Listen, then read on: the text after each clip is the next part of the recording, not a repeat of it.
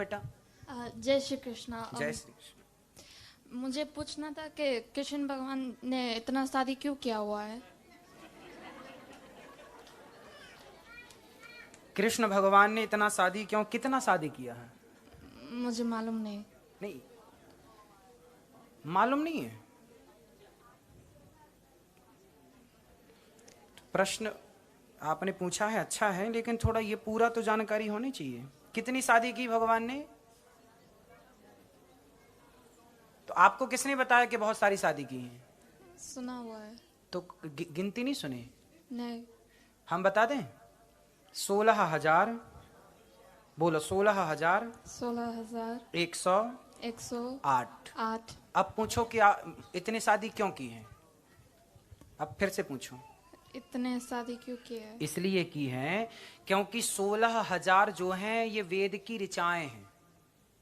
16,000 कौन है? वेद। वेद जानते हैं? वेद पुराण सुना? वेद 4 वेद हैं, साम वेद, ऋग्वेद, यजुर्वेद, अथर्ववेद। वेद सुना? तो वेद की ऋचाएं हैं 16,000। 108 उपनिषद हैं। 16,000 जो वेद की ऋचाएं हैं वो प्रत्येक ऋचा से कृष्ण को पाया जा सकता है। तो वेद की ऋचाएं कृष्ण का वर्ण करती हैं पति के रूप में। इसलिए भगवान का जो विवाह 16,108 का है वो वेदों की ऋचाओं का विवाह है।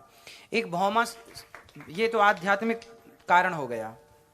वेद की ऋचा समझो, फॉर एग्जाम्पल समझो, जैसे वेद में इतने सारे मंत्र हैं, तो कोई प्रश्न करे, जैसे आपने ओम नमो भगवते वासुदेवाय, श्री कृष्ण गोविंद हरे मुरारी, राम कृष्ण हरि नारायण। अब कोई कहे महाराज जी मैं राम राम जपता हूं, ये कृष्ण कृष्ण जपता है, ये नारायण नारायण जपता है, ये विष्णु विष्णु जपता है, ये गोविंद गोविंद जपता है, ये हरे कृष्ण जपता है। तो ये बताइए कि ये सब लोग अलग अलग मंत्र जप रहे हैं, तो क्या इन सबको एक ही कृष्ण की प्राप्ति होगी कि अलग अलग मंत्र जप रहे हैं तो अलग अलग प्राप्ति होगी? बोले नहीं, कृष्ण तो एक हैं पर उन तक पहुंचने के रास्ते अनेक हैं।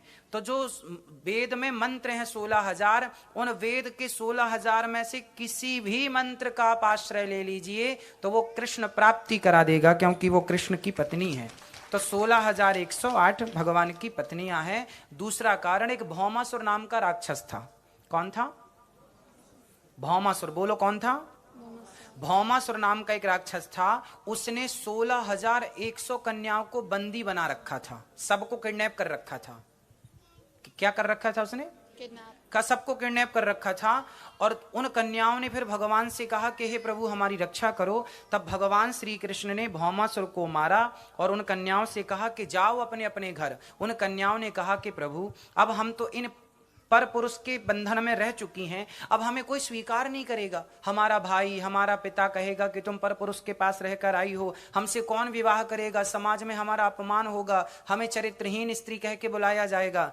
तब भगवान ने कहा क्या करना है? बोले आप हमें स्वीकार कर लो। तो जिन्हें समाज स्वीकार नहीं कर रही थी उन नारियों को सम्मान के साथ जीने का अधिकार भगवान ने दिलाया और भगवान ने स्वीकार की। अब आप बताइए, एक मिनट, अब आप बताइए कि भगवान ने उन कन्याओं को जिन्हें कोई स्वीकार नहीं कर रहा था, समाज में इग्नोर कर रहे थे, अपमान कर रहे थे, उन नारियों पर उंगलियां खड़ी कर रहे थे, भगवान ने उनसे विवाह करके सही किया कि गलत किया? आप बताओ।